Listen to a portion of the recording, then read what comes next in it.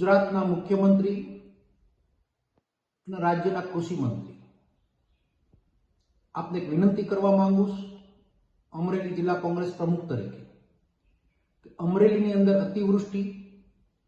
ખૂબ જ નુકસાન જિલ્લાને આપણે વળતર નામે મીંડું આપ્યું જિલ્લાને વળતરમાં તમે બાકાત રાખ્યો ફરી વખત ખેડૂતને પોતાનો પાક નવો વાવવા માટે પ્રયત્ન કરી રહ્યા છે ત્યારે અમરેલી સાથે આખા ગુજરાતની અંદર ખાતરની ખૂબ જ તંગી તો નહીં કહું પણ ખાતર મળતું જ નથી. ગતિશીલ ગુજરાત, વિકસિત ગુજરાત, બધી જ પ્રકારના સ્લોગન વાળું આ ગુજરાત,